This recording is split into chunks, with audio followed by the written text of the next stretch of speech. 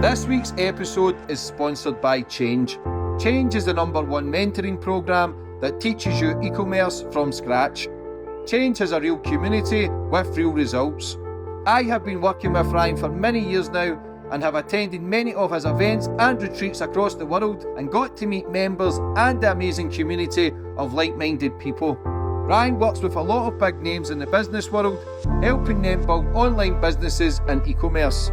Change offers personal one-on-one support, no experience needed, but like anything, this takes time and is not a get-rich-quick scheme. If you put the work in, you will get the results. E-commerce and online shopping is getting bigger and bigger. This is a great opportunity for anyone that is looking for financial freedom. For more information, go follow Ryan on Instagram at RyanJB, and he will guide you through the steps to help you get started and build a successful online business.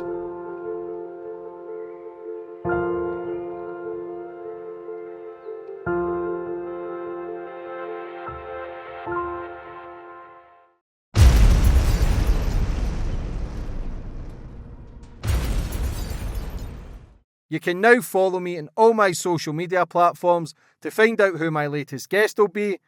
And don't forget to click the subscribe button and the notifications bell so you're notified for when my next podcast goes live.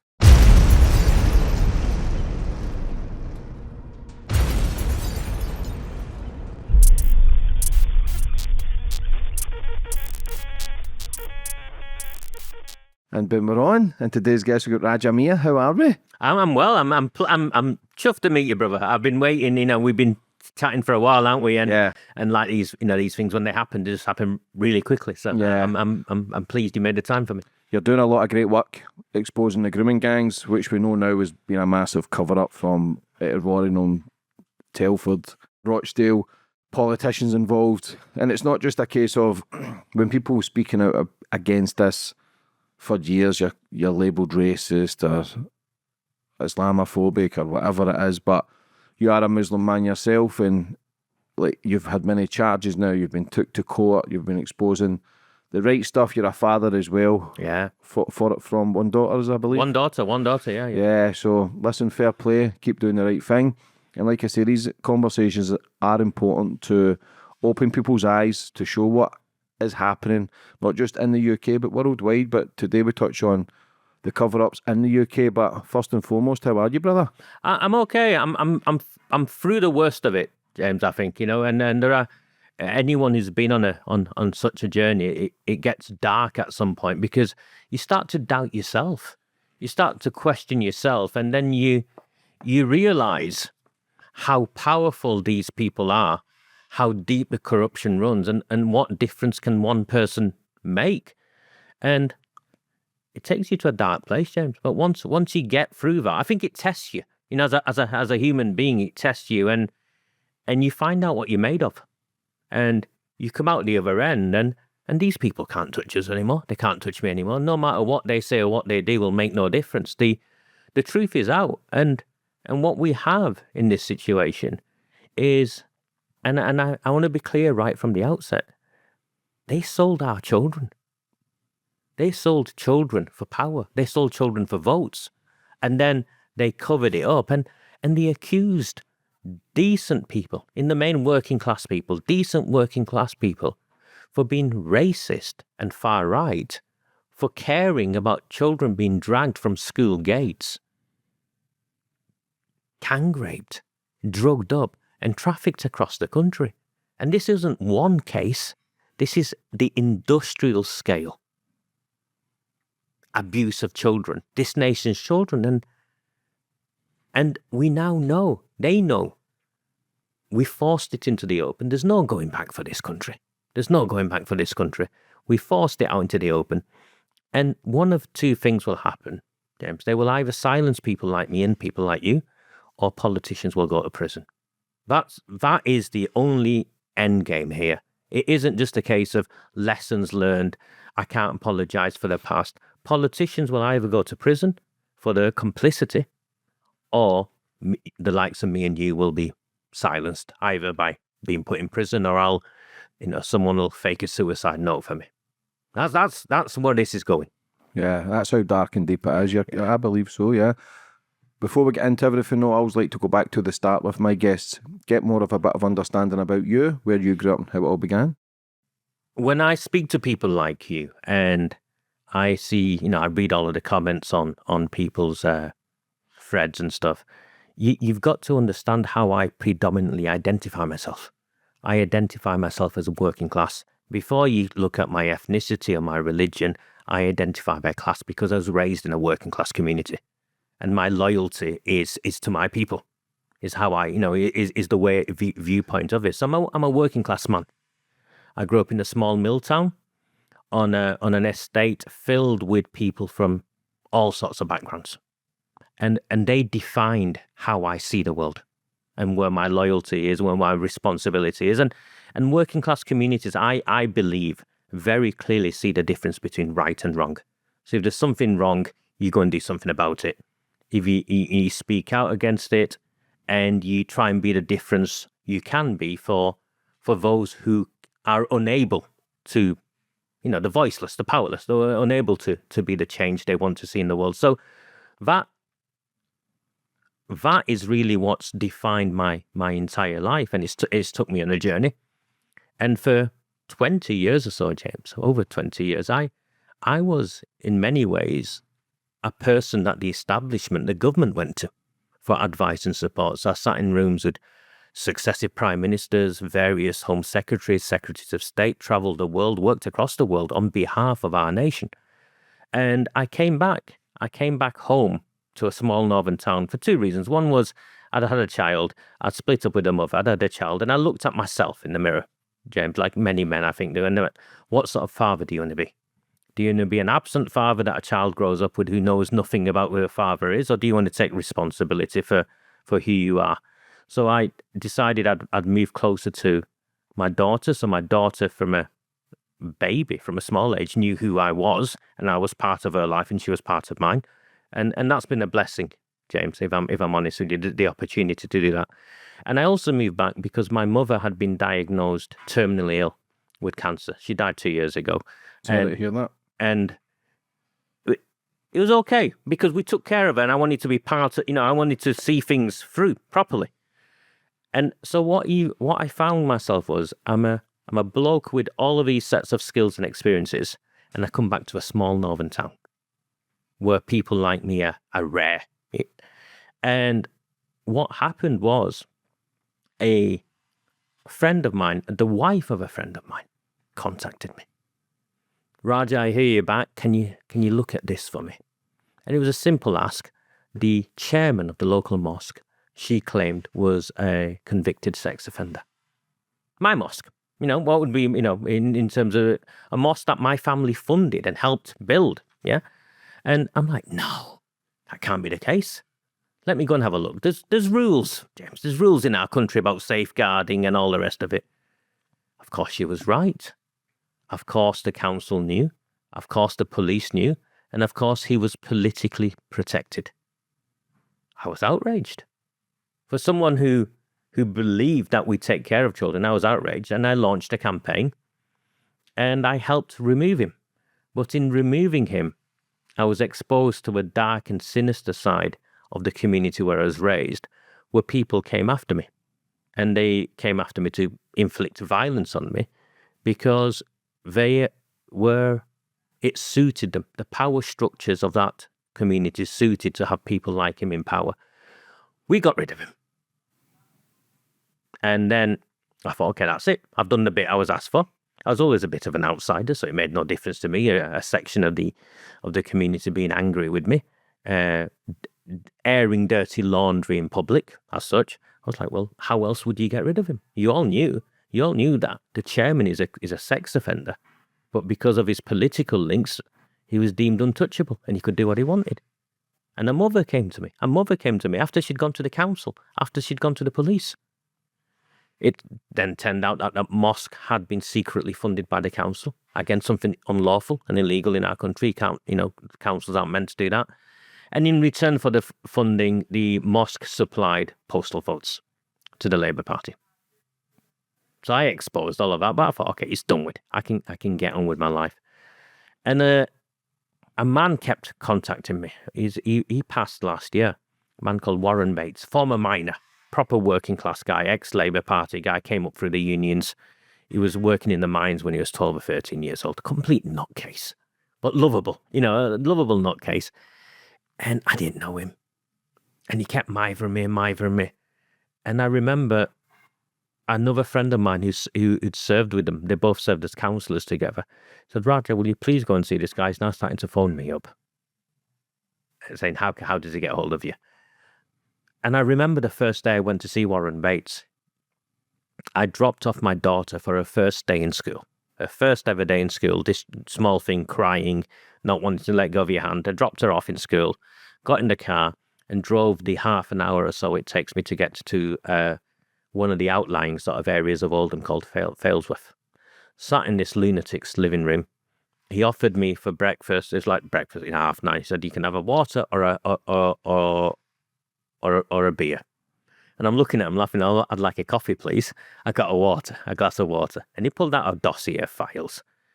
And that dossier files clearly evidences how the politicians in my town, including the council leader at the time, a man called Jim McMahon, who's now a Secretary of State, is the local government minister, works underneath Angela Rayner, conspired with the BBC, a man called Kevin Fitzpatrick from the BBC, to keep news hidden of how children were being dragged off the streets into shisha bars where they were being gang raped in rooms that were rented out by the hour. They covered that up, and that went on. So I'm reading this dossier of emails, correspondence between the MP at the time, Michael Meacher, the leader of the council, a whole host of police officers, and I couldn't believe it, because it clearly demonstrated two things: that the grooming gangs were real, and that the establishment, the politicians and the police, had worked in partnership to keep it hidden. Now, in a past life, I wrote policy and things like that. So I can write. I can take factual information, pull out, extract what is important, and tell a story. So I wrote, shared it on Medium, I think, and that got pulled. It got censored almost immediately, but it'd gone out. It'd gone out, and the local community got outraged. And a bunch of old women got in touch with me. Old women, pensioners. And I said, no, this is true. I'm not in the business of lying. All of this is true. And they wanted to go to the council meeting and confront the politicians. So I said, fine, no problem. The way you do this is you fill in a form, you submit a question, and then you get 10 seconds or something to ask the question. That's how government works in our country. They turned up, probably about half a dozen elderly women. The council timed out so they couldn't answer the question. Northern working class women, elderly women in particular, they don't take no for an answer, so they stood up and started asking the question anyway. The leader of the council, a man called Sean Fielding, a protege of Jim McMahon's, he was going places when this started, stood up and closed the meeting down, I think 2 times, 3 times. Rather than answer a question, closed the meeting down 2 times, 3 times, marched every councillor out, called the police, and it's all documented on video. The police turned up and threatened old women. We'll drag you out. If you don't stop now, we'll drag you out. The town got angry. I am political. I'm a political campaigner. And I thought, okay, how do we deal with this? And we began a political campaign 6 years ago that led us all the way up to January this year, where most people heard about what took place in this way, where we exposed or we released information of Jess Phillips, the Safeguarding Minister for Girls, on behalf of Yvette Cooper, the Home Secretary, writing to our council, refusing a public inquiry. Charlie Peters picked up on it, Elon Musk picked up on it, and that is what has caused the global outrage. It actually started 6 years ago with a man called Warren Bates, who's now passed, people like Debbie Barrett Cole, who's still alive, an elderly disabled woman, and they had the courage and conviction to confront the politicians. I did what I did, which was, navigate all of this, campaign, strategize. We removed politician after politician in our town. When we started, the Labour Party had 47 of the 60 seats. They blocked every inquiry. By the time we finished last May, they were a minority administration with 27 of 60. This might sound boring, but it's important because it took us 5 years to get us to a point where we could force the council to write to the government to say, there are children in Oldham that have been groomed and gang raped. It's been covered up, and we want the government to do something about it because the politicians and the policymakers in this town are complicit in the cover-up. The government refused. All hell has broken loose. And now you all know about it. But during those 5 or 6 years, to stop me campaigning, to stop me using a set of skills that I'd developed by working and advising our government, they had me repeatedly arrested, false charges, one after another, smeared in the local media, in the national media. The police came after me, dawn raided my house repeatedly. The Labour Party tried to sue me and said, you will sign this form and stop talking, otherwise we'll take everything off you. We'll see. And I said, okay, I'll see you in the High Court. I was followed home repeatedly by Pakistani gangsters who are embedded in the Labour Party administration, not just in my town, but across towns and cities now, unfortunately. The mosques, Islamic centres issued fatwas against me. They claimed I was a gay Christian convert, not because I have any issue with anyone who's gay or anyone who's Christian, but they claimed that and promoted that. I was a police informant. They published my home address, my photograph, pictures of my friends and family, all attempting to incite my murder and stop this campaign. But I look at myself every day in the mirror, James, and I'm knackered. I'm older, I'm knackered, but I can look at myself in the mirror and I'm all right with what looks back because this was the right thing to do. They covered up the gang rape of our children, and then they tried to kill me. So why the cover up inside the mosque? Like, I don't care who you are, what religion you are, what skin colour you are. Like, why cover up people who are paedophiles? For me, if you're covering that up, you're just as bad. So why support? Why protect? I wouldn't say support, but why protect people? Why not just expose it of every religion, every colour? If someone in your own kind of house is abusing kids, so why cover it up? Is it through fear? Is it because they're involved? Like, what do you think it is? So the cover-up took place on a number of levels, yeah? First of all, obviously, the cover-up took place from within the community because the community didn't speak out. Are you telling me the community wasn't aware that hundreds, if not thousands of men from around them were going and gang raping children? Combination of cultural fear, the practices of one is fear. Some of these men were extremely powerful. They were networked. They were criminals. They were gangsters, brother. You've seen some of your people will have read some of the court transcripts that have come out as to what type of men these people are. They burnt people. They battered them over the heads with baseball bats. They threatened to kill family members. These are nasty people. So I think the fear of who these people were and what they do is one element from within the community. Another one is the airing of dirty laundry in the communities where I come from. It's not spoken about. James, they rape their own children, and that's covered up.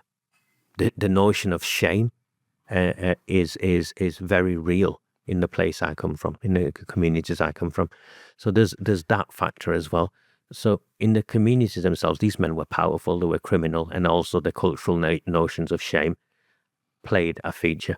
Sadly, also, James, it also played a feature that these girls were not our girls. They were white girls, they were other people's children, so who cares? If these men are gang raping these other girls, it's not our business. That's my analysis of it, my reflection of it, having asked myself the same question. Why did people around me not speak out? Why didn't I speak out? I didn't know about it. I'll be honest with you. One, I didn't know about it. The first time I ever came across one of the stories was the Rochdale grooming gang. And that became famous. A guy called Shabir Ahmed and the Betrayed Girls, the Free Girls, the BBC documentary. That's that story. Maggie Oliver joined in on that. And what you've got there is a guy called Shabir Ahmed. And I mention his name specifically because it gives you the next layer of understanding. These men were also powerful. They were politically powerful. Shabir Ahmed was a senior Labour Party figure in the town. He was a fixer. He supplied the Labour Party with votes. Postal votes. He was a Labour Party member, supplied the Labour Party with votes, and he worked for the council. He was embedded in the very institutions who were meant to be safeguarding these children. So let me quantify this for you in a way where you appreciate it. If Shabir Ahmed comes to your house, and with him is the MP, with him is the senior police officer, are you going to speak out? Because what he's demonstrating is power. This guy's with me, that guy's with me. They might not even know who he is or what he's done, but the institutions relied on these kingpins like Ahmed to deliver for them. And in return, they use that power to intimidate any dissent, any potential dissent in the very communities they came from. Secondly, what then happened after you look at within the community and these people themselves is the Labour Party. And I say the Labour Party on purpose because this is predominantly a Labour Party issue in terms of how the cover-ups were facilitated at a local level. These politicians knew. The evidence clearly shows they knew, but they made a political choice. They used the term community relations, maintaining community relations. It's not a term I use, it's not a term you'd use. I'm disgusted, personally, by the term maintaining community relations. But once you demystify that, what that term actually means is working class girls can be gang raped by these men and trafficked by these men, and we will look the other way because it keeps things as they are. And keeping things as they are is the vote bank that they've had forever continues as is. Working class white girls was a price worth paying to the politicians that run towns like mine. And when a public inquiry comes, and it will come, what you'll find out, you read a list of towns at the beginning like Telford, Rochdale. The evidence now is this is industrial scale across the entire country. And there is a correlation. And that correlation, whether we like it or not, is predominantly Pakistani, occasionally Bangladeshi, almost exclusively Muslim. And when you break it down, the Pakistani element, it's men from a particular region of Pakistan called Mirpur. We had the Shadow Home Secretary finally echo our words last week, where he made specific reference to Mirpur. So it's a specific area of Pakistan where these men have come from, where they've brought with them a cultural tradition of gang rape. They gang raped during the partition in 1947 in terms of that space. They gang raped, conservative estimates are 400,000. The figures that I work off is closer to 1 million Bangladeshi women in 1971 during the War of Independence over a 9-month period, documented by the United Nations. So this isn't me saying this to you, where they established rape camps. The last time you'd heard of rape camps in this way was the Second World War, when the Japanese established rape camps. So these guys established rape camps. Pakistani government policy was rape genocide. No one wants to talk about it because it's uncomfortable, but we need to talk about it because this is culturally ingrained and religiously justified amongst a distinct group of people who gang raped people during the 1947 independence, partition, 1971, and these people came to this country. Do you think they left that culture behind? No, they picked up first and foremost on the Sikh girls and the Hindu girls. That's why you have people like the Sikh Awareness Society doing the work they do. And they picked up on working class white girls. They quickly identified there's a specific demographic within the working class white girls community, in particular around children in care, that no one cares about. And they picked up on that initially. And the figures are, I think Liz Truss, the former Prime Minister, has also confirmed the conservative estimates are 100,000 children. Now, you sat opposite me. I'm a former government advisor. I'm not some nutcase. I'm laying out the evidence, and I'm laying out what happened to me once I questioned, once I brought to public attention the evidence, presented it in a manner where people could understand it, where then people thought, hold on, this guy isn't talking about it from a racist perspective, of a far-right perspective. He's talking about it from a perspective of child protection. And also, yes, I am brown-faced, I am Muslim, but that hasn't stopped these people calling me racist and far-right. The MP for my town has stood up in Parliament and named me as a racist and far-right. I have been arrested repeatedly as a racist. So see, our young girls, some as young as 10, Yes. have been gang raped, groomed, gang raped, And trafficked. and all swept under the carpet, and you believe it's because of votes. Yes. But how popular is their voting? How many Muslims, is it 6%, 7% Muslims in the UK? How popular can their voting become? Like, how does it operate? I don't really understand it, if I'm honest. So there's something. So when Tony Blair became Prime Minister, towards the end of his first term, he changed postal voting. Where before postal voting was by, you had to, there was a reason you needed it, like you're an armed, you're a soldier serving overseas, or you were too ill, you had to apply, and you had to qualify for postal voting. For some reason, they changed it to postal voting. Anyone can get a postal vote. What that then meant was, in the communities I come from, the postal vote harvesting can take place. And again, it's proven. And the Electoral Commission have confirmed it, because they then changed the rules to try and tighten it up. But of course, it doesn't work, because postal vote harvesting essentially means that I go around and collect thousands of postal votes from the communities where I have power. And in exchange for delivering those thousands of postal votes, I am allowed, there's certain benefits I enjoy. A get out of jail card, essentially, is what I'm saying to you. And what's happened is, at a local level, this was prevalent, at a councillor level. And then, of course, the system saw a disproportionate rise of predominantly Pakistani and Bangladeshi councillors in certain areas.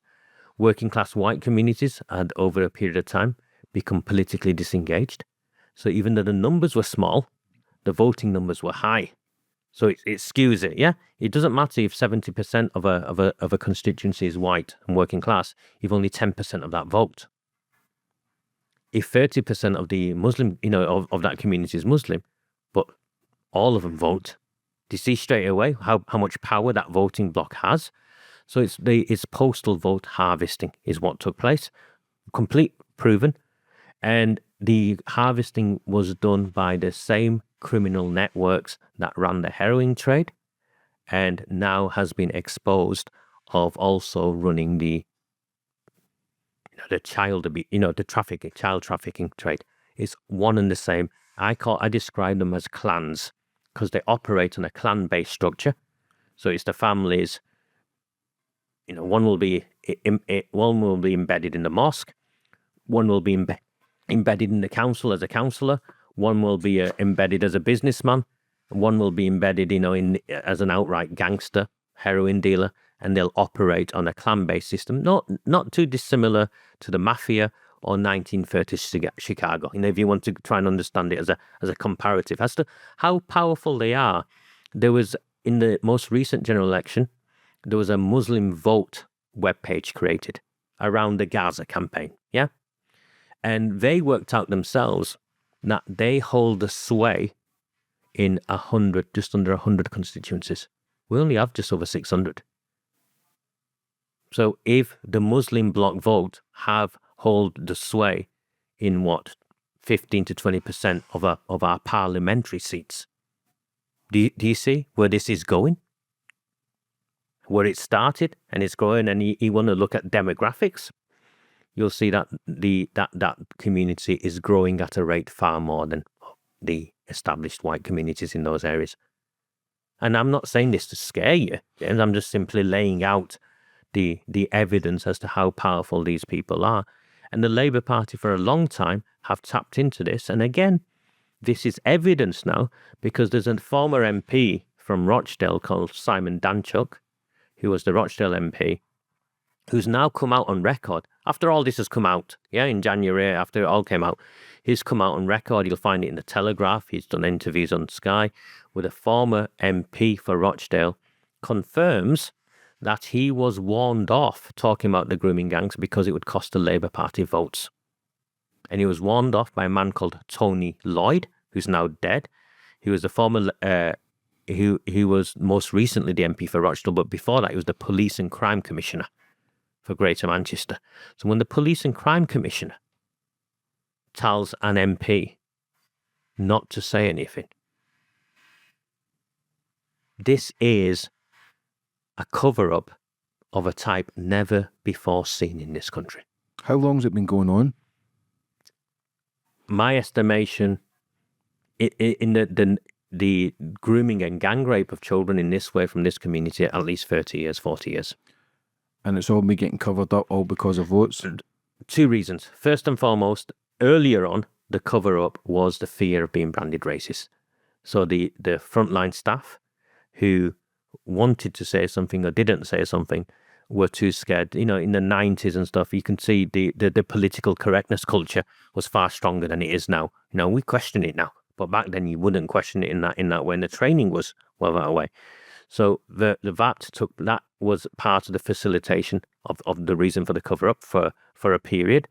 Also, throughout the entire period, one of the reasons for the cover-up is because of the contempt held by the middle-class white community that held many professionals, that held many of these key roles in councils and in the police towards working-class white girls, which is why the term lifestyle choice was used. When 12-year-old girls were getting gang raped or the girls themselves were being arrested. There's many a story of the police turning up, finding a 12-year-old girl drunk with no clothes on, 8 men in the room with her, and they arrested the girl.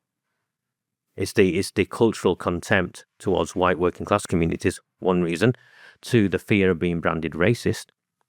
And then as it progressed and progressed and progressed, as our politicians in not just this country but across the world work quickly figure out where there's currency, where there's benefit to be had, they make choices, they make political choices.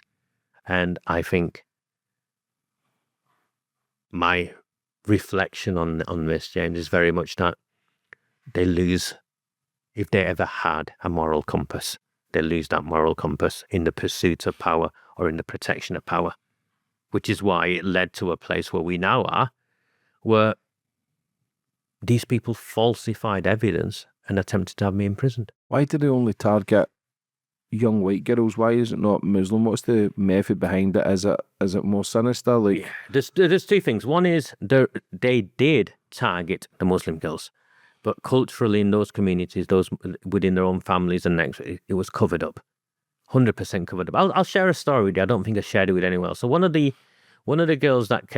cases that I first came across when I started looking at this was a Muslim girl that was groomed and gang raped by a network of taxi drivers. And it was covered up within the community. And it was covered up within the community because as soon as the girl started speaking out and her family threatened to go to the police, the local elders got involved to try and hush it up because it was their nephews who were involved in the, in the gang rape of this child. And they created this parallel legal sort of process. We call it BISAR, B-I-S-A-R, BISAR, or B-I-S-S-A-R, BISAR, which means like some sort of community judgment. So they met, the elders met, and they interviewed the men.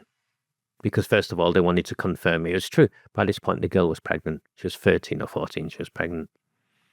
And this is the only case I've come across that actually made it into anywhere near a public space. Everything else is covered up well before that. The girl disappears.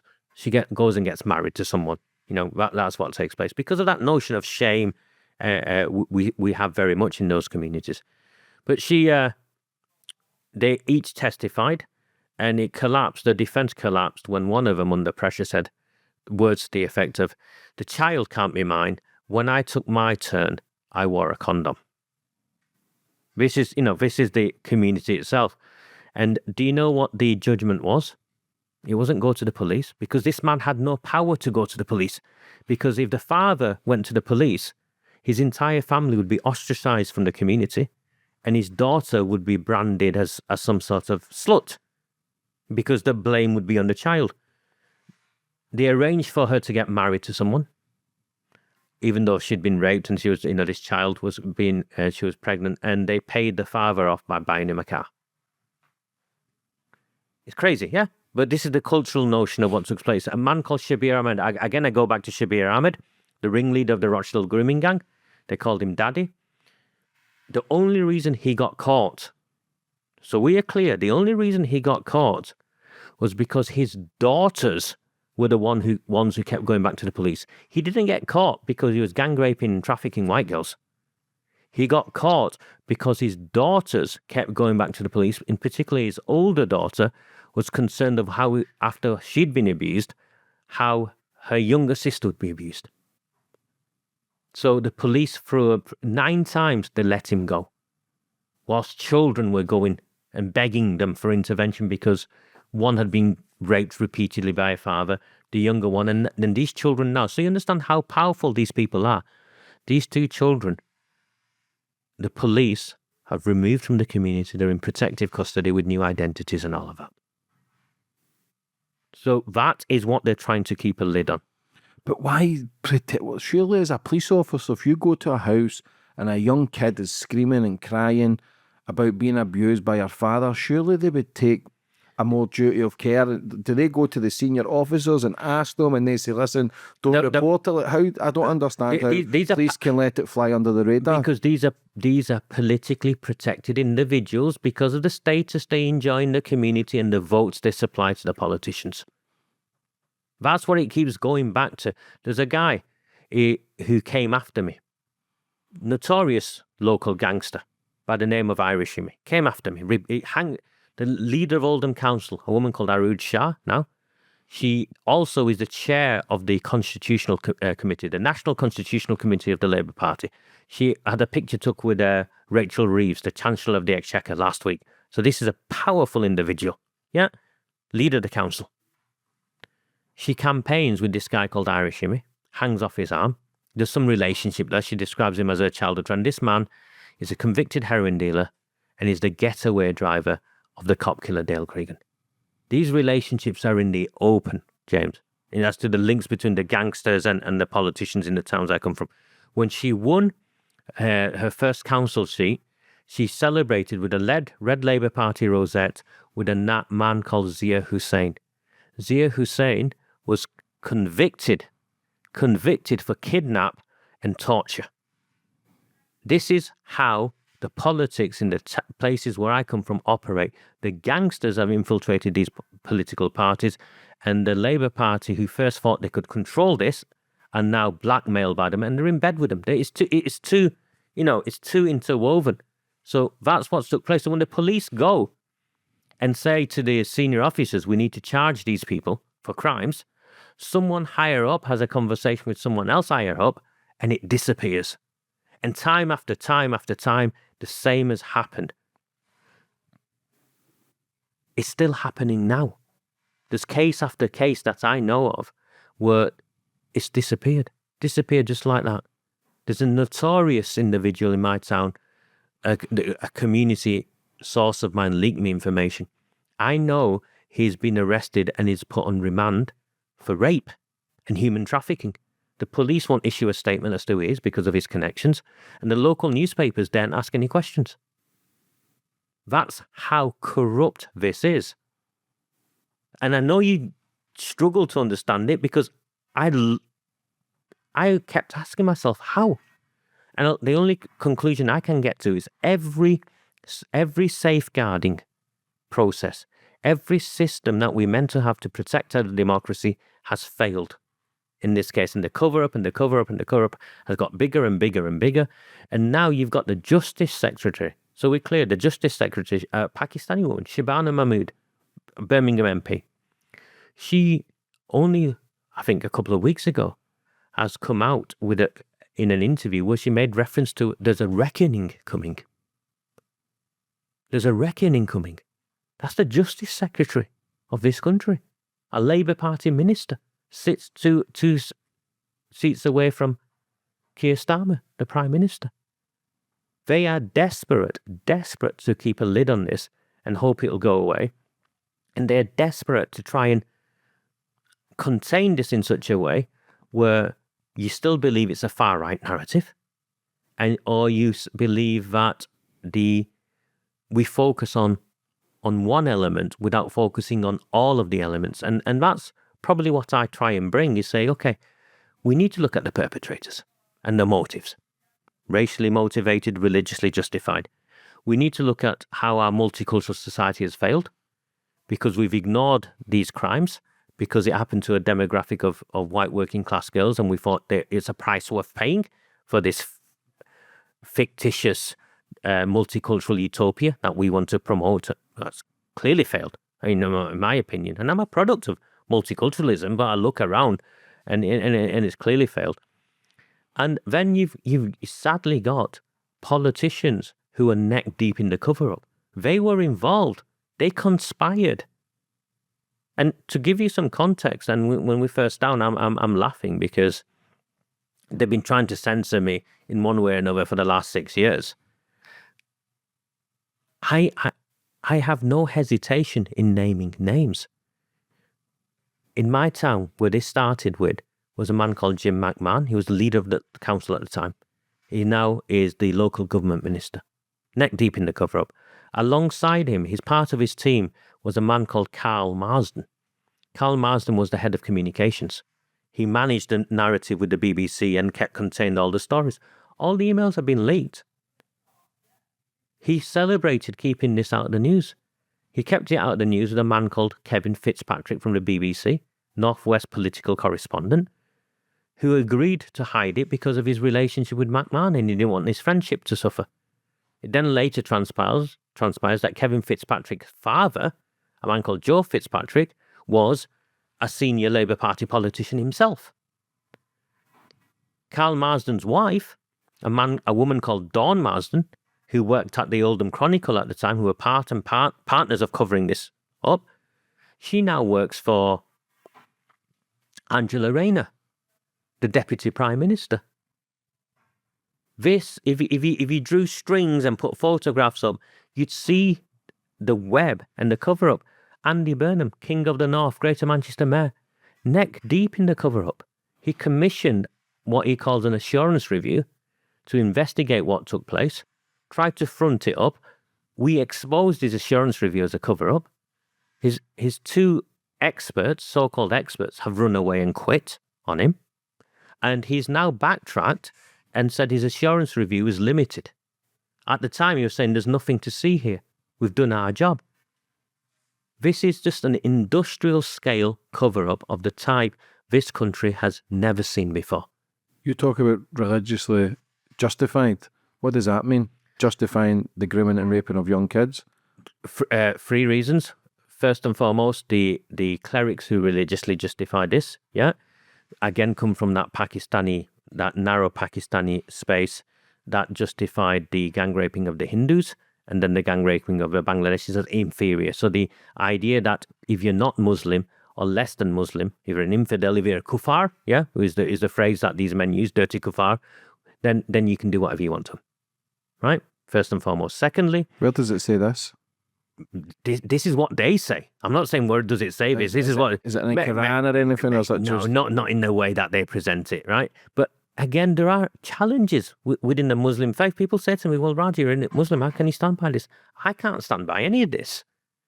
And I'm not going to justify any of this, but they talk about the taking of sex slaves during conflict and justify that, the Arabs justified it, at the time. I can't justify that, mate. I don't know if you can. Go and find me someone who can justify that. I'm not going to justify this. I'm not going to say you can take sex slaves. When you're at war, you can go and rape others, and then you've got, and it is the challenge here. These men aren't paedophiles.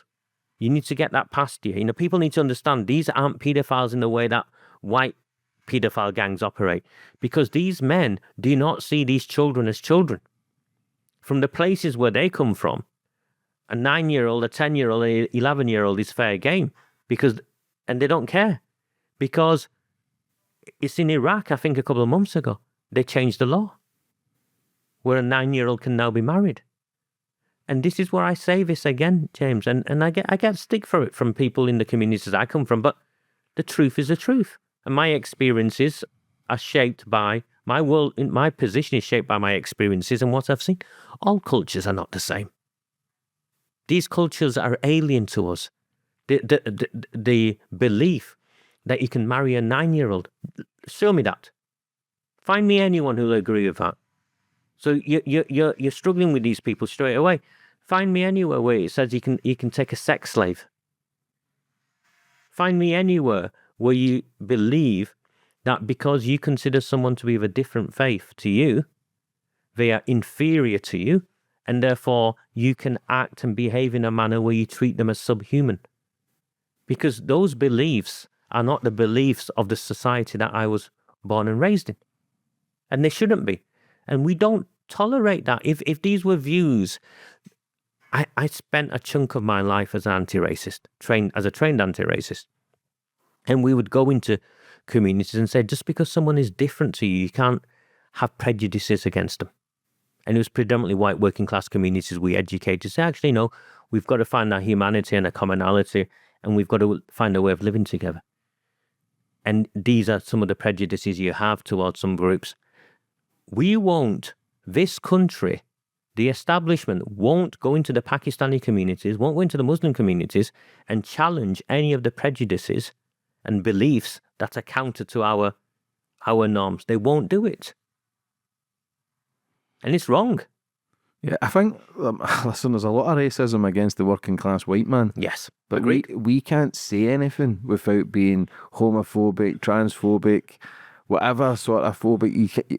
It's only a discussion. I've exposed people of every colour, every religion, and it's not a case of targeting people. It's just to understand what's going on, to try and protect our sons and our daughters for a better future. But the way things are going, things just seem to be getting darker and weirder and more cover-ups. And thankfully now with social media, people have got a voice and people can promote their side, which is important to look at all aspects. And it's not just to target certain people, but with you saying it's fair game for people, so it's not a case of you don't believe, for me they're paedophiles, but for the way they've seen it is young white girls as fair game if they're 9, 10, 11. Yeah. And do you believe that's why, because a small percentage of the UK are Muslim, I think 7%, 6%, yeah. But I think over 90% of people in the grooming gangs are Pakistani Muslim. So do you believe that's because of the way they see the world and the way they think it should be? Yeah. And no one's challenged them.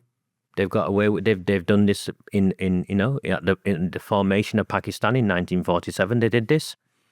Rape genocide is real. Elon Musk made reference to rape genocide when describing Jess Phillips, and she was on the news crying and how much stress she was under. But these people believe in rape genocide.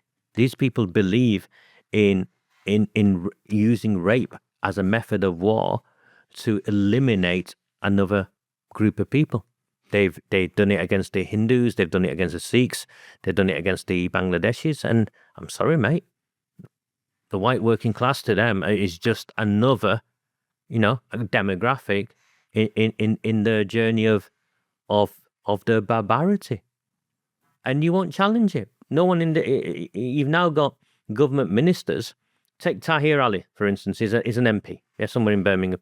Most recently, he was famous because he stood on a platform campaigning for an airport to be built in Mirpur in Pakistan. In that meeting, another MP, one of the Gaza MPs, I call them Pakistani sectarians, Islamists, one of the MPs who got elected. You now got 4 MPs who are elected on a clearly sectarian platform with a voter base of exclusively Pakistanis, or almost exclusively Pakistanis, stood up and makes reference to the grooming gangs as a far-right conspiracy, so-called grooming gangs. He has a mandate to do that because our Prime Minister in January, when this news broke, stood up in front of a national audience and made reference to the likes of the campaign I'm involved in as a far-right bandwagon. Mate, you're fair game. And your demographic has been fair game because you're treated in contempt by a metropolitan elite who are prejudiced against the white working class. Obviously, Pakistani Muslim. Why is it to do with where they're from? Is it to do with the religion? Like, It's a combination. Like, why? Obviously, when we say Pakistani Muslim, what's that got to do with anything? Because if you're a paedophile in my eyes. But we've got this now where I say it, Pakistani Muslims, where it's classed as that. If the white man's abusing kids, which the majority of rapes and that stuff is from the white man in the UK. In a majority white country, the majority of perpetrators are going to be white, aren't they? Yeah, across whatever crime. Yeah, across whatever crime. But what makes the rape gangs distinct, there's a number of things. One is the cover-up. Unless you're of the rich establishment, like, say, Cyril Smith, because Cyril Smith's crimes were covered up until he died. Jimmy Savile's crimes were covered up until he died, yeah? Mm-hmm. So we accept that some people who committed horrific crimes against children are protected.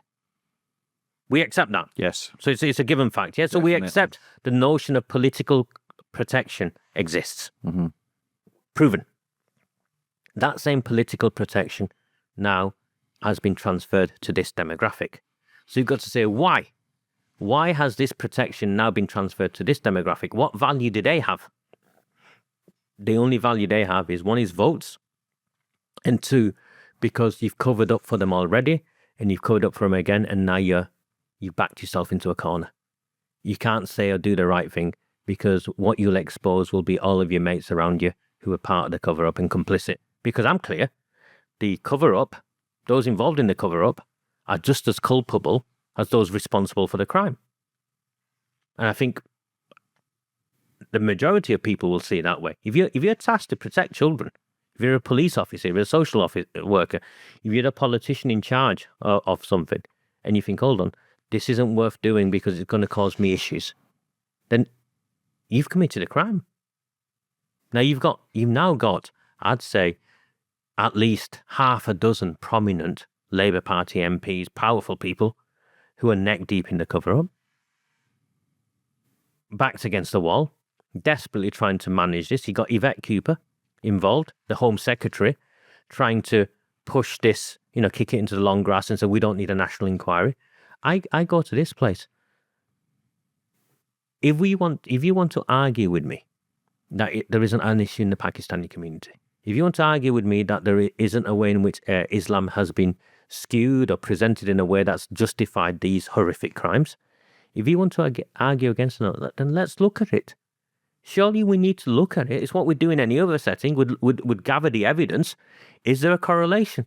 And if there is a correlation, we start to, investigate why that correlation exists, hold those accountable, who are accountable, and then put in place safeguarding measures to make sure it doesn't happen again. That's how we are meant to behave, in the systems and norms that we ordinarily would operate with. And here we've got the Home Secretary and the Prime Minister and every Labour Party minister, government minister, refusing to follow that process. But I think it was only maybe 3% were Muslim in the UK, maybe 2010, 2011. The number has now doubled just over 10 years. How far do you think it can go then if a majority of this abuse is coming from Pakistani Muslims, but the numbers are continuously rising? Surely there's going to be more cover-ups, there's going to be more abuse, there's going to be more bad stuff happening.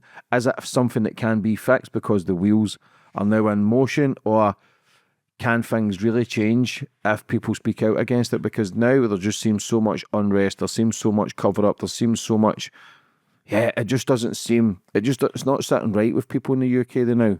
What do you think needs to change, and can it change? People need to be arrested. People need to be put in prison. These crimes need to be acknowledged for what they are. It's only now, James, and it's took me 6 years.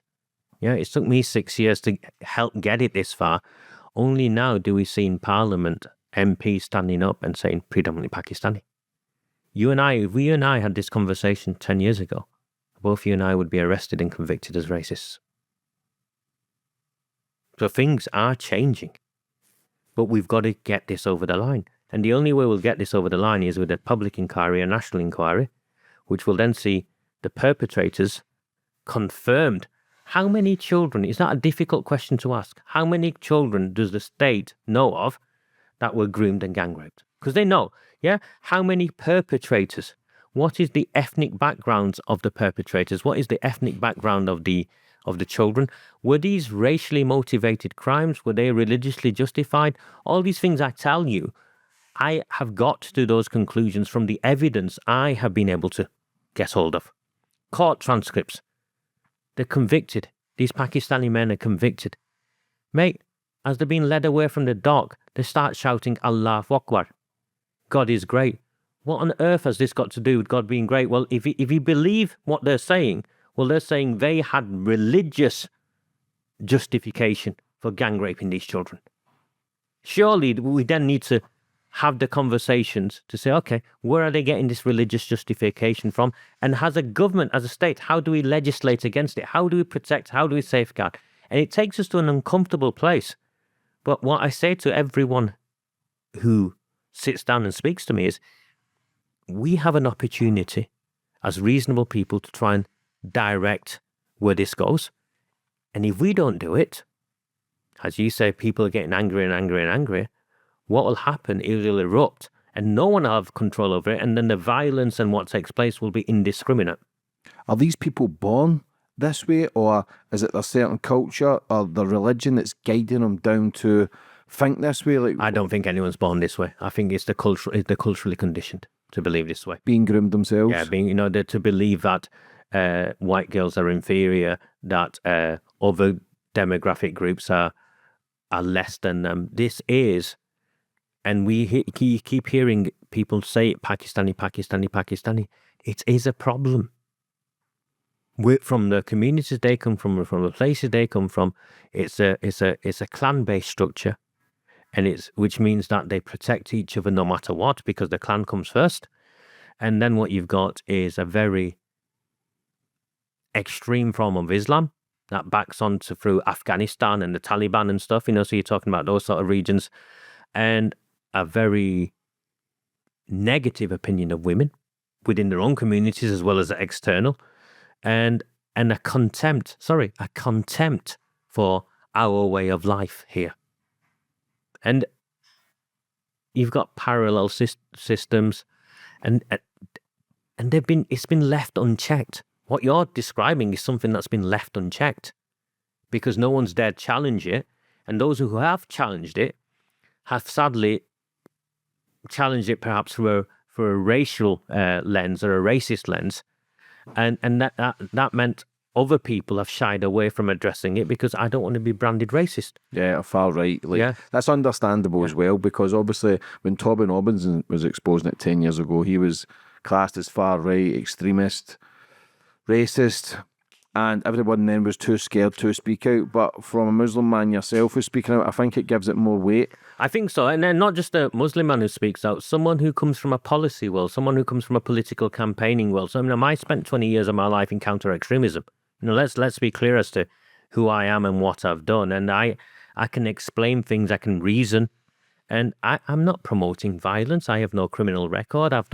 It's not my methodology. I talk about political campaigning, educating people, believing in trying to find a way where we can all live together, but at the same time, accepting that in a country such as ours, the foundation that it's built on has got to be the rule of law and our outlook on how we are as a nation. And It's a cliche, but it's a cliche I believe in.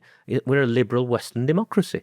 See, I'm all for sitting down and having a discussion, but has anyone ever had that thought of fair game, the young white girl, 10, 11, 12, and then had the discussion with somebody going, no, this isn't normal? Or can the mind be changed with that belief? If they're so, and I wouldn't say a cult, but you know yourself, any religion or anything, you're being groomed, you're being brainwashed to believe a certain following, but can the mind be changed? Can you actually sit down with people who are involved in this to say this ain't normal?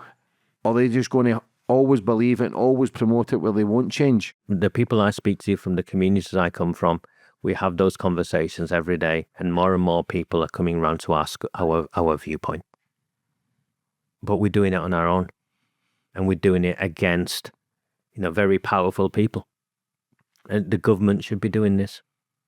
The people with positions of power and influence should be doing this. But are the people in government involved themselves? Yeah, they're involved in the cover-up. They're definitely involved in the cover-up, 100%. I'm not just talking about cover-ups. I'm talking about potentially them being paedophiles, potentially them grooming kids, abusing kids, trafficking kids. And what's the history of our nation? Sadly, it is, isn't it? Yeah. You look at it, and sadly it is. And then people ask me, well, are they covering it up because they're involved in it themselves? Mm-hmm. You've got to ask that question, haven't you? Of course. And that's the first question you ask. Yeah. If you're not exposing child being raped and abused and trafficked, then what are you hiding? Yeah, what are you hiding? That's the first question you ask. And you can't just target everyone in politics as the same, because there's some good people in all walks of life. But you've just got to ask the question, why is there so much cover-up? Sammy Woodhouse, good friend of mine, doing some I spoke to her yesterday. Doing some great work. No one believed her. She was 14. And now we know the Rotherham grooming gangs, we're talking thousands of kids. 1,400 kids, 1,500 kids that they've admitted to. Yeah, they've admitted that's the ones that have admitted. Yeah. Not talking the ones that flew under the radar, the ones who have been too scared, the ones who have been killed. The evidence shows it takes 26 years, I think, 20 to 26 years for a survivor of child abuse to speak out. Yeah, that's if they do, yeah? So 20, 26 years. Sammy, Rotherham, look what happened in Rotherham. Look at the scale of the cover-up. And in the Rotherham report, the Alexis J report, now, only came about as a consequence of Sammy Woodhouse and Andrew Norfolk, who died a couple of weeks ago, the Times journalist. The Alexis J report at the time, now it's hidden. If you go and read the reports, everything's there, but not everyone reads the reports, yeah? But it's the Alexis J herself makes reference to the Pakistani challenge, and also when you drill down, it's a group of Pakistanis from a specific part of Pakistan. She doesn't mention Mirpur, but it is Mirpur that she's making reference to. There's a massive issue with the Mirpuri community in our country. There's now also a massive issue with the rise of Islamism, political Islamism. You've seen the Gaza protests. You've seen the anti-Semitism. It isn't, let's call it for what it is. They're very selective on what they're protesting about. And they're protesting in this way because it's been politicized by the jihadists, by the Islamists in a certain way, and because there's an ingrained culture of anti-Semitism in some of these communities. In the same way, there's a contempt towards white working class communities. And what you're saying to me, James, is yes, these numbers are getting more. And I'm saying to you, yes, I'm worried more than ever. Because if we don't do something about this, and I'm not saying, and the first point, for the first action of doing something about anything is acknowledging that there's a problem. We're at the point where we're fighting with our government to acknowledge that there's even a problem. When you, I, and everyone else in this country can see there's a problem. I always state this, but not every Muslim person is bad. We know this firsthand. Well, look, yeah. Exactly. Do you know what I'm saying? I've a regular visit to Dubai, which is one of the safest cities in the world, Muslim-run city. Unbelievable people, very clean, very polite. They won't tolerate this. Yeah. They won't tolerate this. I'm saying. Why have we then got one of the safest cities, Muslim cities, in Dubai, to then having the UK, which is only a small percent of Muslim people, and it just seems it's because of where the Muslims have come from. Is that because of the laws? Is that because there's no what is the how does it separate from both? It's because of where the Muslims have come from to settle in this country. And I'm telling you, the Muslims have come from predominantly Bangladesh, Pakistan, the Mirpur area, rural areas, historically considered by their own people backwards. You know, if you go and speak to Pakistanis, and you'll see if there's a hierarchy amongst themselves of how they consider people from Mirpur, right? So there's an issue there. There's the tribal. These are, you can't just, Islam is a faith, Muslim is and if you travel the world, you'll see that there's different, you talk about Dubai. Go and speak to the Emirati sort of ministers, the people who, and they'll tell you, they won't tolerate any of this nonsense. They won't tolerate the Islamists. They just won't, but we do. And we've got ourselves in a mess because not only are we now tolerating it, those in positions of power are effectively blackmailed because of some of the decisions they made. It just seems as if it only is getting darker and deeper, but I'm just glad now there is more getting spoke about. But we're speaking, aren't we? Especially Elon Musk promoting it, which he went global with it, and it made that, he took it global with his posts. And this is the sequence of what took place, and for me, if you believe in a higher power, you end up in only one place, and it's a fight between good and evil, is how I see it, Jim. Elon Musk picked up on the letter from Jess Phillips refusing a public inquiry into the cover-up of the gang rape of children in Oldham. That letter was promoted by a man called Charlie Peters from GB News. He got that letter from me, that I published that letter on New Year's Day. I remember, and I'd given up. At that point, I'd given up. Because we'd fought for 6 years, changed the power dynamics in the council to force a letter to be sent to the government, and the safeguarding minister for girls, a woman called Jess Phillips, has made a reputation of I'm a woman's ambassador, refusing a public inquiry. And I remember I had that letter in my hand, and New Year's Day came, and I'm looking at myself and I'm thinking, I'm out of money, I'm out of savings, I'm done, I'm finished. I've spent 6 years of my life doing this, I'm completely knackered. And where do I take it? And I published that letter, and the world changed. You and I are now speaking, the world now knows the truth, and I think we've got to see this through.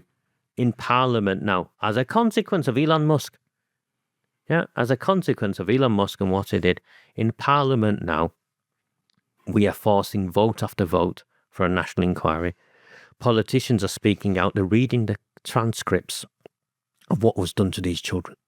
They're reading the transcripts. All of this was covered up. We now know the truth. We know there's a correlation, a cultural correlation, a racist correlation. That evidence will have to come out. And the next fight here is what we then do. Because the state will maneuver its pieces on a board to try and facilitate a cover-up and protect the people that they want to protect. And it's left to the likes of yourself, me, and the media platforms that we have access to. James, you invited me on. Was there any issue? I said yes straight away. I was polite and civil. Mm-hmm. When we spoke yesterday, I said, no problem. Just send me the details and I'll be there. I turned up on time. Not one single mainstream media outlet will have me on. I'm blacklisted. That's how powerful these people are. After they tried to put me in prison and failed, after they demonized me in the mainstream media, now what they're doing is effectively blacklisting me, because the conversations I have with people like you, they don't want to get out, because we take it away from a far right problem and we take it to a place of, well, actually, what sort of country do you want to live in? Do you want to live in a country where our children grow up safe, or do you want to live in a country where our children are sold for votes? Yeah, I'm all just for finding the truth. I'm all for just trying to protect our own and try to protect humans as in general, like, I don't follow the left and right bullshit, because I'll interview anyone to get an understanding of the way they see the world, which is so important. I have my own beliefs in the way I think the world should be running better for, like I say, humans and how to operate. But do you think certain religions can live in the same countries, whether it's Christian, Muslim? Do you think that people can live together, or do you think it's stay in your own country, stay in your own lane and have your own beliefs and not mix it? I firmly believe we've got to find a way of living together. And that's my belief. Mm-hmm. Yeah. And a perfect world that is. Yeah, and my experience is this country, our country, has got to take safeguards to protect our values. And if we don't take safeguards, whatever these safeguards are, what you'll find is the Islamists, mate, they don't want to live alongside you. They want to take over. The Islamists and the jihadists a bit dream of a caliphate. What's that? A global Muslim empire. Yeah. And so we're clear, before they do anything to you or your kids, they'll hang me. Yeah. What's the difference between an Islamist and a Muslim? I describe myself as I'm a Muslim. I believe in the faith. In terms of I go to the mosque. It gives me a religious framework on how to be a better person. Yeah. Some people don't need it. Some people have it anyway, you know. Some people see the world that way. I believe in a God. I believe in the prophets, and I believe that we have the religious scriptures give us moral guidance to which to be a better person. The Islamists believe that if you're not a Muslim, then you need to become a Muslim, and they'll do everything they can. They want to take over the world, mate. I don't want to take over. And if you spend time with people from the backgrounds I come from, the majority of people, James, they just want to get by from one day to the next, don't they? The majority of people want to get by from one day to the next. But there's the Islamist nutcases. We've allowed it to fester, not just in our country in the West. We've allowed it to fester. You saw how 9/11 happened. You saw how 7/7 happened. You saw how a generation of young people from the communities I come from were politicized into believing that you were the enemy and they should blow themselves up to kill you, in belief of a global jihad. And I'm sorry, mate. If that's your take on a religion, I disagree with you completely, because for me, religion, and I've spent time around the world, the decent people I found who follow religion find good in their religion and try and do good around them. And and I look at what's took place, and these guys are nutcases, absolute nutcases, and we won't tackle it. There was the recent debate. This week, last week, where the new Reform MP stood up and talked about banning the hijab or the niqab. Yeah, mate, I'm very clear. Of course, there is pressure on these girls to wear that. There's community pressure, there's family pressure. So straight away, the life choices are restricted. But before you want to talk about banning it, surely we need to also talk about, well, actually, if they're oppressed, then we need to acknowledge that they're oppressed. We won't even do that. I come from the very communities where women are disenfranchised from voting because the men collect the postal votes. If you talk about fundamentals of democracy and right, and the right to vote and the suffragette movement and so on, well, why aren't why aren't our politicians dealing with that? Because the system has been corrupted, and now we're just finding bits where we can scapegoat people, and it works for a little bit, and you get sound bites. But banning the hijab or banning this or banning that isn't what's going to solve this. We need to address fundamental issues of our society. What sort of society do we want to live in? What sort of country do we want to live in? Because you've asked me the question, can different people live together? And I'll say to you, under the current situation, if you ask me honestly, under the current situation, no, you'll be taken over. It's the fastest growing religion in the world, is it not? Yeah. Under the current situation, if we don't take safeguards to protect our way of life, then our children or our grandchildren will live under a set of circumstances that will not be what you and I believe in. How many Islamists are there? Because I think there are 2 billion Muslims, but like I say, the world's not in... There's some great things in the world, there's some great places and some great people, so how do you become Muslim to an Islamist? How does that happen? What's the thought process to be blowing up people and getting 72 virgins or whatever it is? Where does it say this? What's the plan behind it, and where do people... Where did it get it from? I mean, it's a political ideology, and it's a belief that you're inferior. If you look at the Nazis and the belief that another demographic group is inferior, it's no different than that, mate. And someone, I'll end this interview, you'll air this, and some auntie of mine will phone me and be upset with me because I've said that, It's an ideology. It's an extremist ideology. It's one that's dangerous, proven to be dangerous, and we won't take safeguards against it. But if you look at, I've said this many times, but if you look at Britain and America, well, look at what Britain's done over hundreds of years, thousands of years. They've conquered over 90% of the world. Is there going to be some sort of backlash where, well, wait a minute, look what you've done. You've killed and raped, and they've done a lot of bad stuff as well. That's one of the justifications that these people use. Well, you did it to us, so we'll do it to you. What's the Gandhi saying about an eye for an eye?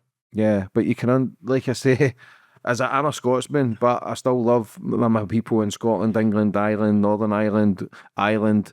But has the UK become a threat because of what they've done over thousands of years? If you describe that in the context of just the UK, you and I could have that debate, but I don't think these people are interested in just the UK.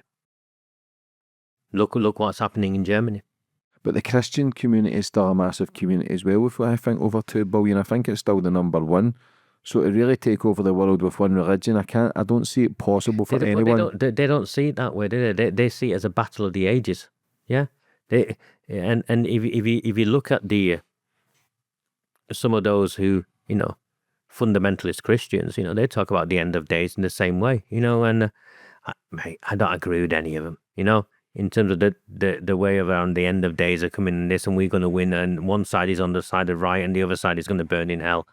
I'll take my chances, James. I know when my day comes, I'll let God decide whether I was a good person or a bad person, rather than which T-shirt I wore, which side I belong to. Rather, I'd rather the deeds my deeds is what defines me. And how do we create change from it all? How do we create awareness? How do we create, this needs to stop? Obviously, if everyone was to get charged for they would need to build more prisons, because this ain't just 10, 20, this is thousands of people who's involved in these grooming gangs, who's involved in these cover-ups. I believe tens of thousands of men were involved in the gang rape, tens of thousands. So, just pause and think this through. Tens of thousands of men. Because some of these girls, and it's evidenced, were being gang raped by 50 men a night. 50 men a night. A 14-year-old, 50 men a night. Just think of that, of what's gone on there. I had a conversation with a man who reported something to the police and went to the police. An Asian guy, Bangladeshi man, taxi driver, found a child in distress, took her back to the taxi station, and had the police and the ambulance turn up. The police first tried to arrest him until they explained that he'd found her on the street in a bad way. Family man, I've seen a child, something's wrong here, I need to intervene. He chased up the police a few weeks later, just to see, what had happened. Is the child okay? Have we caught the men who did it? The police's response were, if we arrested one, we'd have to arrest half the town. Where's their duty of care? Like, I just don't understand. As many police forwards came forward? Yes. So in January, after Elon Musk went global, yeah? A former detective chief inspector. So that's a significant rank, yeah? DCI. Came to see me. John, his name is. John came to see me. He's from Failsworth, so he's part of Oldham, part of all the areas that build up Oldham. He says, Raj, I've been following you for a while. Never had the courage to come and see you, arrange to see you. Came and saw me. 2 councillors brought him to see me. Political councillors had helped get elected on this, who'd been campaigning for a public inquiry. Sandra Ball and a man called Mark Wilkinson, himself a former retired police officer. Roger, will you speak with John? I met him in Morrison's Cafe. Devout Christian, I found out afterwards, but you could tell he was having inner turmoil. The man was broken. Roger, I thought I was doing the right thing. One thing led to another. I was on a stakeout outside a children's home in Bradford. I witnessed it in front of me. Went to the authorities. I got called into a meeting at Bradford Council. In that meeting was someone senior from the council and a senior police officer who told me to walk away, otherwise I'd get arrested. I put him in touch with Charlie Peters. He's now gone national. These aren't anomalies, James. There's thousands of people like this. It's one of the reasons you mentioned Sammy Woodhouse. It's one of the mentions I'm working with Sammy Woodhouse under a man called Rupert Lowe. He's now an independent MP. He was one of the reform team. He set up something called the Rape Gang Inquiry. So it's a public funded inquiry investigation into what's taking place. He raised over £600,000 in a month. And so we're clear, I'm not taking a single penny. I've refused every penny because I have a moral duty to see this through, I think. And we're going across the country taking testimony. It's not just the survivors who are coming forward. It's the people who are threatened and warned off. You talk about, a duty to do something. There are so many decent people that try to do something, were threatened. And that's something that's weighed heavy on them. Because in the moment they were tested, they came up short. They put themselves first before putting these children first. And they've had to carry that with them, for some of them, like John, decades. And I say, if this gets out, I said it's to every one of them. You need to come forward. You have an opportunity to make amends and put this right. Share your story. I spoke out and this is what happened. What do you think would happen if it all came crumbling down? You're talking thousands and thousands of people involved, not just in grooming and abusing the kids, but the cover-up. But do you even think we have enough space in prison? Do you even think we have enough court time? Like, you're talking, years and years having to go through the court process? I think fast-tracking. We've done it before, immediately after the riots, when there's been disturbances and stuff, there's fast-track courts. We have the infrastructure to cope with it. It's whether we've got the will, the political will to do it. And I believe, I'm very positive on this. It's a dark place, but I started with you in terms of I'm through this. The darkness is behind us. I'm through this. We're now at the other end. And we have the political will because the political will is determined by the people. You, me, the millions of us are now more politically educated than we've ever been. We don't fear being called far right or racist. Right is right, wrong is wrong, and we're willing to have those conversations. And finally, you've got, and they're not perfect, and I think there's a journey they're going to travel. And you've got the likes of Reform, you've got the likes of Rupert Lowe, you've got the Conservatives finally talking about these issues when they haven't talked about these issues for 14, 15 years. There's an opportunity over the next 3 to 4 years where we can shape and define the future of this nation. And I say this to everyone I speak to. This opportunity has come only as a consequence of the sacrifices of so many people. You talked about Tommy Robinson earlier. I'm not his fan. I'm not his biggest fan. He messages me, I spoke to, and whatnot. I know Liam, his friend, very well. But that man was a political prisoner. Whatever you think. He's been politically persecuted. I look at that woman, Lucy, is it Lucy Connolly? Yeah. Political prisoner. Without a shadow of a doubt. We're now coming towards the end of this journey because the state, when it tries to protect himself, always has one method. Punish, prosecute, make an example of, scare the public. And I say to you, how many of us are now scared? We're not. Every day, fewer and fewer of us are scared, and more of us are willing to speak out. And that's why we're winning. And we will win, because now we've got politicians in Parliament echoing our very words. We've just got to see it through. Yeah, it's been crazy, especially with what happened in Southport. Yeah, especially what happened in Southport with that young kid that killed innocent kids, but then they portrayed him as a choir boy and a young innocent boy, but now we know... A Welsh boy. Why do you think, though, why do you think that was a mass cover-up from White releasing the photo of it when he was just a kid and he looked pretty innocent? They were saying he was from Wales. People knew straight away. And it's sad because we do jump to conclusions, especially what happened in Liverpool. I automatically thought, here we go again, and I was wrong, so we do get it wrong. But with the Southport incident and those innocent kids and then people rioting in the streets, I'm not for riots, I'm not for burning down mosques, I'm not for burning down where illegal immigrants are, because not everybody is bad. You can't tar everybody with the same brush. And you can't burn people alive, can you? I mean, come on. Then where are you different? Do you know what I'm saying? But why do you think there was so much cover up with that straight away?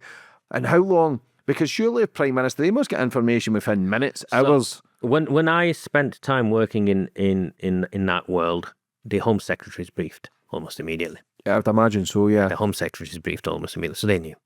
They knew from the offset. They tried to manage it. But then what they also did, this is my take on it from 20 years of working in that world, James. No, so it's not a conspiracy position. They need to demonize the white working class. So provoking these riots, behaving this way, suits them. It suits them. This is a move that they make. They used to use, during the time of the Chartists, and I talk about the Chartists because it's the last sort of period where the working classes kind of defined the future of democracy. So, in terms of the universal suffrage and all of that sort of stuff came from the Chartist movement. Now what the state would do is they used what's the term, agent provocateurs, to it's the same here. They use that to their advantage to draw this out, knowing what would happen, and then to try and brand all of us as far right and racist. Because people like you and me, whilst we are a growing number, we're still a minority. The majority of this country are still just complying. They'll watch the BBC, they'll take the news from, and they'll bury their head in the sand. As long as they're okay, it's okay. Yeah, a lot of people are oblivious, and as human beings, they're not that bad, where a lot of people just think they're doing the right thing, and a lot of people do believe the media. I thought the numbers are becoming people more aware, but people still comply. People still believe what they see and what they read and never question everything. You've got to question every angle. Who's saying that? Why are they saying that? And once you go down that road, there's no coming back, is there? No, you can't go back, because your eyes are completely open of how corrupt the world is operated. And there's got to be laws, there's got to be rules and restrictions, or the place would be wild. So you've got to have some structure. But if Lucy Conley is getting 3 years for a Facebook post, but yet rapists, child traffickers are flying under the radar and just getting swept under the rug and not getting any convictions, is absolutely ludicrous. She was made an example of to scare the rest of the population. What? My inbox is full of people who say, Raj, I want to share your stuff, but I'm scared what will happen to me. Every day. Messages from people. I'm scared. If I speak out, what will happen to me? I don't want what will happen to you to happen to me. I get that, James. I'm not asking everyone to speak out. I'm asking people to care and to become politically educated, to ask questions themselves, and when the moment comes, hold these people to account, because we'll force that. You, I, and others will force that. These conversations will force that. The Justice Secretary made reference to a reckoning. Well, I'm telling you, a reckoning is coming, because either they win and the world we know is completely destroyed, the nation we believe in doesn't exist, or we fight and hold our ground, and this is a defining moment. You feel it. Everyone who works in this space, who lives in this space, you feel it. This is a defining moment for us. What's happening with the inquiry with Rupert Lowe? They've done a lot of desktop sort of work, yeah. They've now opened up for evidence. Sammy Woodhouse is travelling the country all the time, speaking to survivors, supporting them to come forward. They've got lots of people who've come forward. I'm travelling the country trying to encourage people to understand it better, train people to understand it better, so they're not framed as racist or far right. They understand it from the perspective I'm describing to you, encouraging whistleblows to come forward. My belief with the public inquiry, the People's Inquiry, is we don't have statutory powers, but what we can do is add pressure. We can tell the stories of, here, this is what happened, that's what happened, this is what happened to this person when they came forward. The Local Government Association have wrote to all the councils to try and prevent them or think twice, basically, about getting involved with us. We know we're not going to get information from the councils. We don't need that. We need enough to keep this momentum going, where you, I, and everyone else who's ordinary out there will say, well, why wouldn't they want an inquiry? We now know it's true. It's not a far-right conspiracy. They've admitted to the industrial scale gang rape of the children, would we not want to know how many children? Do we not want to know what happened to these children and how the state has a responsibility to these children? The Jess Phillips, if you look at her in terms of how's the inquiry going and how the work's going, look at the government ministers. Look at people like me, look at people like Samin, and look at the government ministers. They're haggard, they're knackered. They've got the weight on the world on their shoulders. We haven't. We're going to win this. And we're going to win this by exposing the truth and taking this to a place where we hold to account all those involved. So we don't silo it and say, oh, the Muslims are to blame, or the politicians are to blame, or the police officer, the social workers to blame. We expose the entire system and the culture that allowed this to take place. And we hold to account people. And you will see by the end of this journey, politicians will be in prison. And I say this to you, and I say this everywhere I go, and it's unprecedented. Politicians have never been held to account, James. Politicians will go to prison. And we've got, the evidence clearly shows some of the highest politicians in this land. Angela Rayner, Deputy Prime Minister, working class woman, yeah? Credentials of white working class, neck deep in the cover-up. Andy Burnham, Greater Manchester Mayor, neck deep in the cover-up. What's her name? Debbie Abrahams, chair of the one of the select committees, neck deep in the cover-up. Questions are being asked of Keir Starmer, and what he knew whilst he was, in charge of public prosecutions. This isn't going away, and this scandal will bring down this government. And it will change this country, hopefully for the better. Yeah, it needs to. Keir Starmer, listen, he got the information on Jimmy Savile and says there wasn't enough evidence to charge him. They had over 500 victims, over so many statements, but yet they never had enough evidence. People are protected. We know this now. It's facts. You just need to do your own research to realise who's protected, why they're protected. You do not get in a place of power unless you're in their club. Yeah. Cyril Smith, the Rochdale MP, prolific paedophile. MI5 intervened to protect him. Now, a matter of fact, you just got to go looking for it. Matter of fact, MI5 intervened to protect him. Now, what we've now got is a different world. You got these cameras. We can reach an audience of millions ourselves. We don't have to go through the establishment media, the legacy press, and that's what's changed. And that's why they're trying to legislate against you guys. That's why they're trying to shut us down. Because we can access people and share our perspective of what's taking place in a way that the state can no longer control, for a period at least. And we need to make the most of it. How are you treated as a Muslim man doing this in the Muslim community? Do you have backing within the Muslim community, or is the majority against you? Because it's like being a turncoat, it's like turning against your own. Is that how it's treated? It's split. It's very much split. It's split three ways, I think. There's those who don't want to get involved at all. Understandable, especially what people go through, yeah. Yeah, there's those who support me because they believe it's the right thing to do. And it is right, because they're scared. They're scared. Actually, if people like me don't speak out and do something, then it's easier to scapegoat the entire community. So it'd be in a worse position. And then, unfortunately, you've got a significant number who would happily see me dead and have openly incited my murder. Every day is a blessing, James. I'm here. It's a nice day. I get to meet you. Let's see what tomorrow brings. Is there a lot of people naive towards it and don't believe what's happening? No. Everyone who I speak to knows what's happening. Whether they want to accept it or not, or it's not politically convenient or not. And this is where I hate the metropolitan elite. It's I describe them as a metropolitan elite.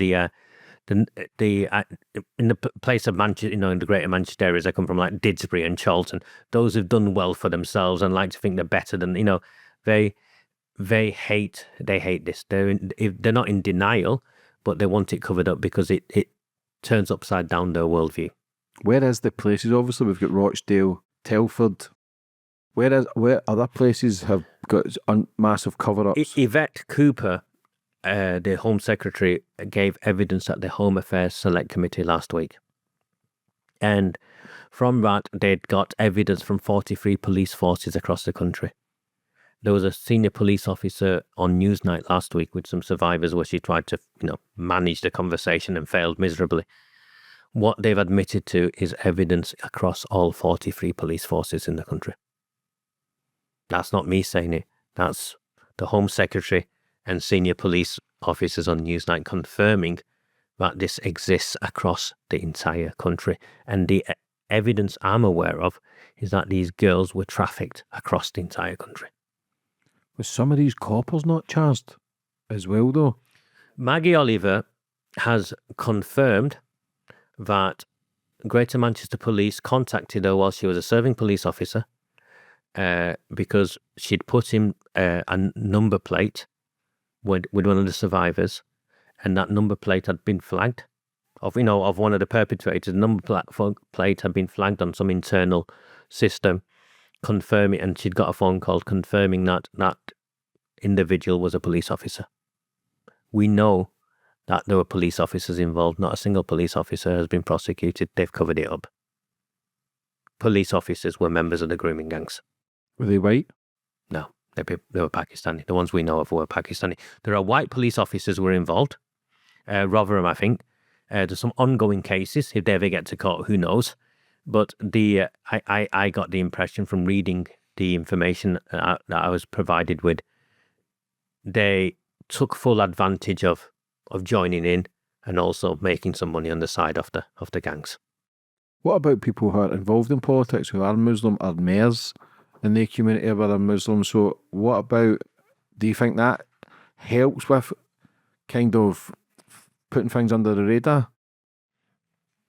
I think the politicians, the Muslim politicians in the prominent positions they're in, they're embedded in this. In the postal vote fraud, in the cultural stuff, they're embedded in this. And they're part and parcel of the cover-up. They don't speak out. Have you seen one speak out? No. Well, how can I in any way protect, promote, or defend them? They're embroiled in this. I look at the council leader in my town, a woman called Arud Shah, who I made reference to earlier. She's neck deep in the cover-up. Neck deep in the cover-up. Her chief executive was in charge. It was involved worked in the communications team, over promoted to the role of chief executive because she's neck deep in the cover-up. Because they've got to protect themselves. Mm-hmm. So how do you protect themselves? You promote the people who have most to lose into the positions of power. The borough solicitor, the new borough solicitor, he's tried to sue me, tried to take an injunction out against me. Failed, but tried. Why? Because he's been promoted into a position of power. On that, the previous borough solicitor, a man called Paul Entwistle, left, and the paperwork that came out showed he was given a £250,000 payout. James, if I went looking there, I ain't at the time, but if I went looking there, I guarantee I'd find an NDA. Yeah, so it's not just you've got to understand, you can't just say it's the politicians. The entire system in key roles has people in positions that are neck deep in the cover-up who have got skeletons to hide. How far do you think we're away of actually uncovering the whole truth, and for people to waking up to it where we filter out all the badness and protect our own children? If you split it into segments, there was a period where the likes of Tommy Robinson and an angry, there was an anger towards what was taking place, and it scared away a lot of mainstream people. I think I'd say, and I'm not judging him. I'm saying his methods, his tactics. A lot of people shied away from getting involved for being branded that way. Then you had the likes of Maggie Oliver come along, and Maggie Oliver talked very much about supporting the survivors. Household name now. She'd be invited into any TV show anywhere, wouldn't she? Yeah. I'm no doubt someone will make her a dame at some point or another. Yeah. Again, shifted the narrative along, shifted it along where we feel sorry for the survivors. It's safe, isn't it? It's safe feeling sorry for the survivors. Then people like me came along and made it political. And so actually, being angry isn't enough. Whatever your motive, being angry isn't enough. Feeling sorry isn't enough. What are we going to do about it? We're going to hold to account those who are responsible. and we're going to change and put in place the safeguards we need to make sure that this never happens again. That's the phase we're now at. Rupert Lowe's got involved. We've got MPs in Parliament. It'll be the manifesto pledge. A public inquiry and justice will be a manifesto pledge of not just reform, but it'll be in the manifesto pledge of the Conservatives. It's over. It's all but over. We've got to just see it through. And if you say how much longer, I said this final phase will take us two segments. One is the bits of the public inquiry, and then it's the period afterwards, which will see prosecutions. For anybody watching or listening, how can people do their own research? How can people get involved? How can people keep spreading the message? How do people get involved?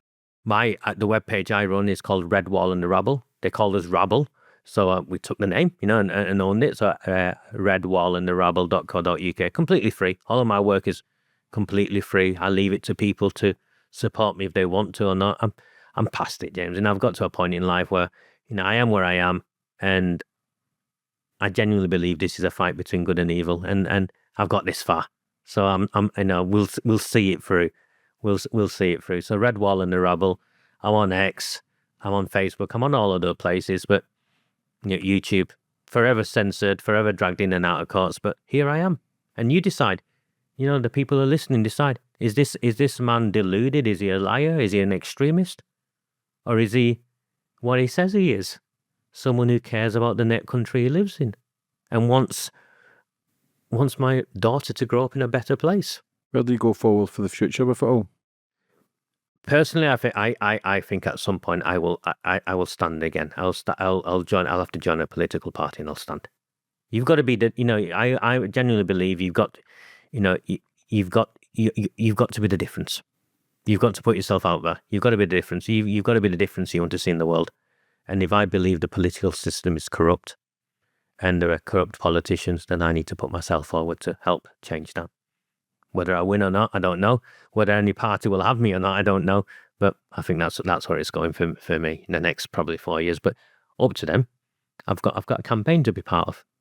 I know you spoke about it at the start, the kind of stuff that you've went through, trying to ridicule, trying to give you fear to then pull back. Like, when were you at your lowest with it all? Was there any time you thought, nah, this is too much? Yeah, my lowest was I'd been arrested, dawn raid in my house, 8 police officers, hammered through, dawn raid. I'm a decorated individual, no criminal record. Dragged me into the police station, made up some allegations. I'm a racist, I'm a far-right activist. Bailed me out. A friend of mine came to pick me up. Local newspaper had already run the story. Coordinated, I'd been arrested as a sex offender. Completely fabricated.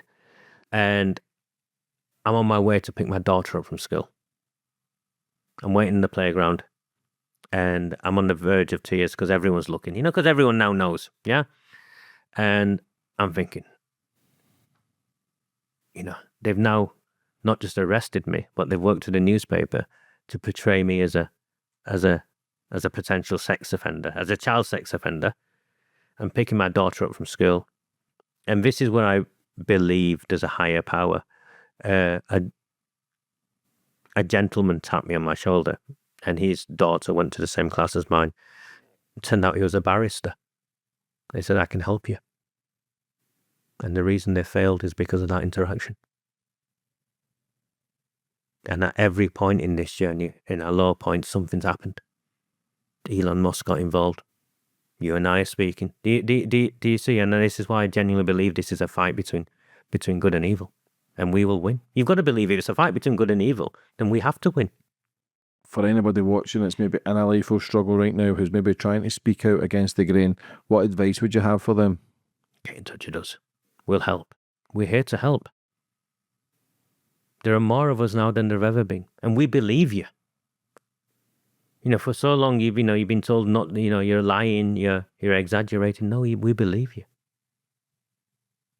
This entire campaign is built on belief.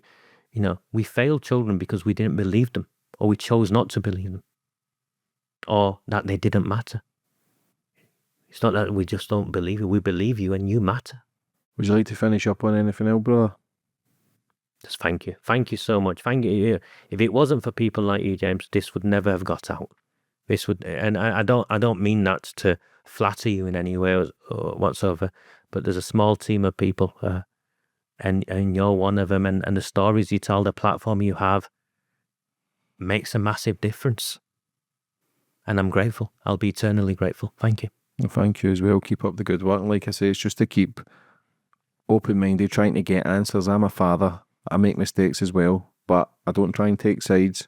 It's difficult though when you're hearing narratives and you kind of make your own assumption, but it's to stay open-minded. There's good people in all walks of life. Agreed. There's good people in all colours. There's good people in all sexes. It's not a case of targeting anybody. I'm not targeting certain people, but it's a high topic that needs to be spoke about because there's so many victims who are left out there alone, so it's to give them a voice. And like I say, keep up the great work. Anything I can help with, you know where I am. I wish you all the best for the future. Good luck and take care. Thank you so much. Cheers, thank brother. you. No, thank you.